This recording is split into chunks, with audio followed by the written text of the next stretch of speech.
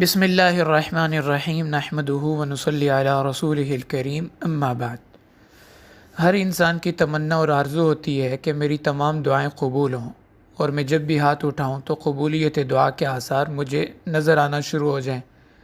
لیکن کیا ہم جانتے ہیں کہ دعائیں کیسے قبول ہوتی ہیں؟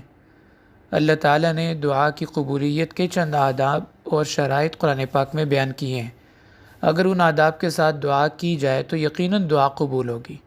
دعا کا پہلا ادب یہ ہے کہ انسان جلد بازی کا مظاہرہ نہ کرے، مسلسل اللہ سے مانگتا رہے، کبھی نا امیدی یا شکوہ نہ کرے کہ میری دعائیں قبول نہیں ہوتی۔ کبھی انسان کی دعا قبول تو ہو چکی ہوتی ہے لیکن اس کو پورا ہونے میں وقت درکار ہوتا ہے۔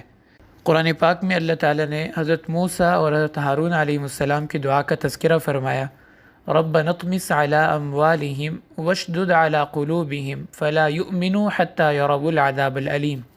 حضرت موسیٰ علیہ السلام اور حضرت ہارون علیہ السلام نے فرعون کی ہلاکت اور بربادی کی دعا کی تو فوراً وحی کے ذریعے اللہ تعالیٰ نے ان کو دعا کی قبولیت کی بشارت دے دی۔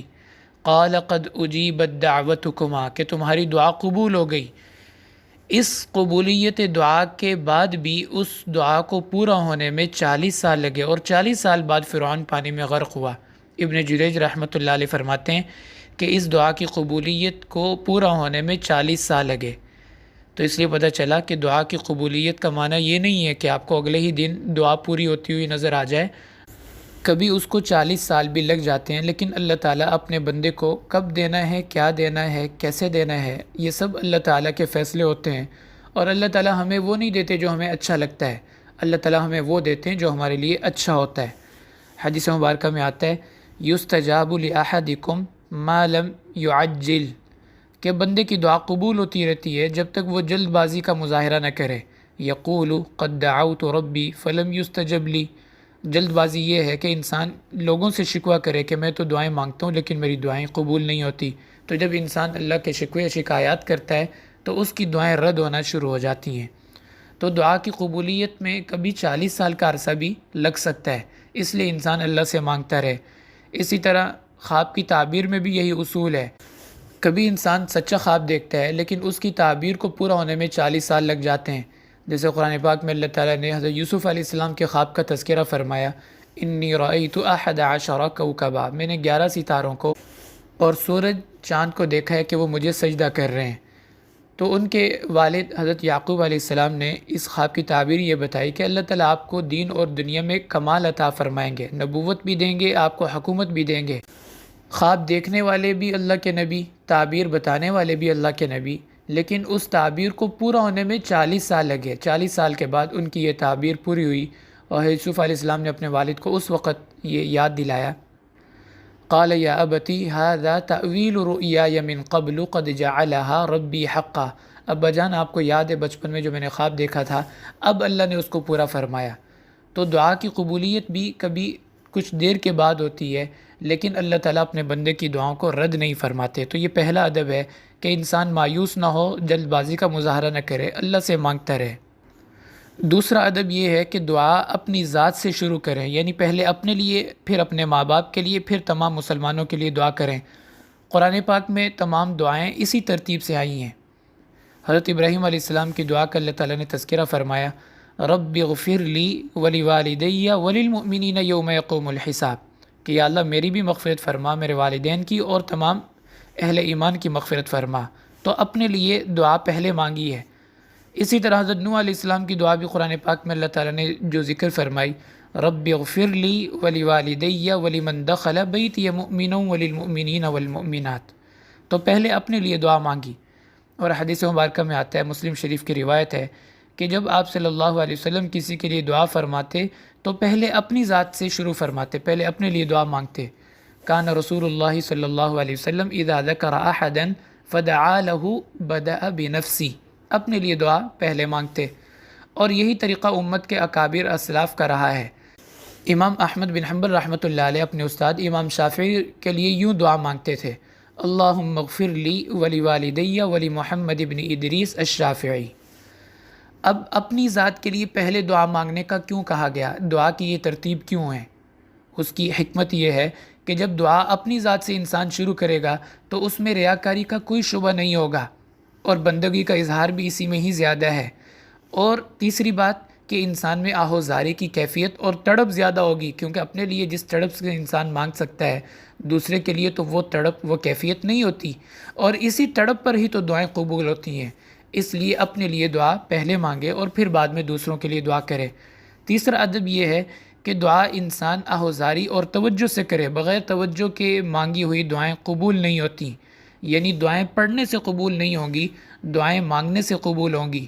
اللہ تعالیٰ کا ارشاد ہے اَمَّن يُجِيبُ الْمُضْطَرَّ إِذَا دَعَاهُ، کہ کون ہے جو بے بس اور لاچار کی دعائیں قبول کرتا ہے۔ تو انسان تڑپ کے دعا مانگے، اس لیے کہ اللہ والے فرماتے ہیں جب انسان کا دل مخلوق سے کٹا ہوا ہو اور خالق کے ساتھ مکمل جڑا ہوا ہو تو زبان سے نکلنے والا ہر لفظ اس میں اعظم کی طاقت رکھتا ہے۔ قرآن پاک میں ایک اور جگہ اللہ تعالیٰ کا ارشاد ہے ادعوا ربکم تضرعا وخفیہ، تو تضرع ضروری ہے دعا کے اندر۔ ایک دفعہ حضرت عیسیٰ علیہ السلام نے اللہ تعالیٰ سے درخواست کی کہ یا اللہ دعائیں کیسے قبول ہوتی ہیں؟ فرمایا ہب لی من عینک الدموع ومن بدنک الخضوع ومن قلبک الخشوع ثم ادعنی استجب لک، کہ عیسیٰ آپ اپنی آنکھوں سے آنسو مجھے دیجئے، اپنے بدن کو میرے سامنے جھکائیے، دل کو میری طرف متوجہ کیجئے، پھر جو مانگیں گے میں آپ کو عطا کروں گا۔ تو دعائیں توجہ کے ساتھ مانگنے سے قبول ہوتی ہیں، پڑھنے سے قبول نہیں ہوتی۔ اور چوتھا ادب یہ ہے کہ دعا آہستہ آواز سے انسان اللہ تعالیٰ نے قرآن پاک میں حضرت زکریا علیہ السلام کی دعا کا تذکرہ فرمایا اذ نادى ربه نداء خفیا، انہوں نے اپنے رب کو آہستہ آواز سے پکارا۔ اور اسی طرح اللہ تعالیٰ کا ارشاد ہے ادعوا ربکم تضرعا وخفیہ، تو خفیہ یا خفیہ اس کا معنی ہوتا ہے آہستہ آواز سے دعا مانگنا، کیونکہ اللہ تعالیٰ کو چیختے چلاتے ہوئے دعا مانگنا پسند نہیں ہے۔ آپ صلی اللہ علیہ وسلم نے ارشاد فرمایا، بخاری اور مسلم کی روایت ہے یا ایھا الناس اربعوا علی انفسکم، لوگوں اپنی جان پر رحم کرو، فإنکم لا تدعون اصم ولا غائبا، تم کسی بہرے کو یا دور ذات کو نہیں پکار رہے، انہ معکم، جس پروردگار کو تم پکار رہے ہو وہ تمہارے ساتھ ہے، انہ سمیع قریب، سننے والا ہے اور بہت جلد قبول کرنے والا ہے۔ تو دعا آہستہ آواز سے مانگی جائے، یہ بھی دعا کا ادب ہے۔ اور دعا کا پانچواں ادب جو اللہ تعالیٰ نے قرآن پاک میں ارشاد فرمایا وَيَدْعُونَنَا رَغَبًا وَرَهَبًا، کہ اللہ سے مانگیں اس کی رحمت کی امید لگا کر اور اپنے گناہوں سے ڈرتے ہوئے، یعنی اللہ کی رحمت کی امید ہو، حسن ظن ہو کہ اللہ تعالیٰ میری دعا کو سنیں گے، قبول کریں گے، لیکن دل میں اپنے گناہوں پر ندامت اور خوف کی کیفیت بھی ہو کہ کہیں میرے گناہوں کی یا بداعمالیوں کی وجہ سے یہ دعا رد نہ ہو جائے۔ تو اس کیفیت میں انسان دعا مانگتا ہے تو اللہ تعالیٰ اس کی دعا کو قبول فرماتے ہیں۔ اور چھٹی بات کہ انسان کھانے پینے میں حلال کا اہتمام کرے۔ حضرت سعد بن ابی وقاص رضی اللہ تعالیٰ نے عرض کیا یا رسول اللہ میں مستجاب الدعوات بننا چاہتا ہوں، تو آپ نے فرمایا اطب مطعمک، اپنا کھانا حلال رکھیں، تکن مستجاب الدعوتی، آپ کی ساری دعائیں قبول ہوں گی۔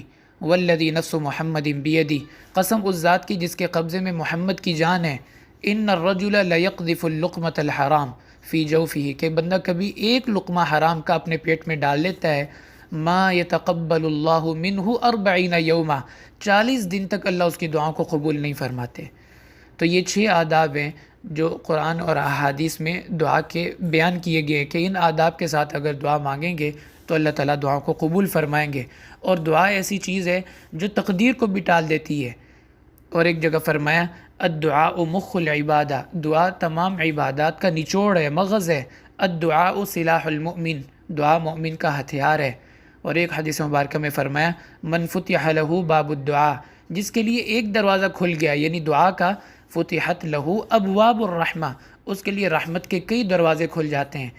اللہ تعالی ہمیں بھی ان آداب کے ساتھ دعائیں مانگنے کی توفیق عطا فرمائے۔ وآخر دعوانا ان الحمد للہ رب العالمین۔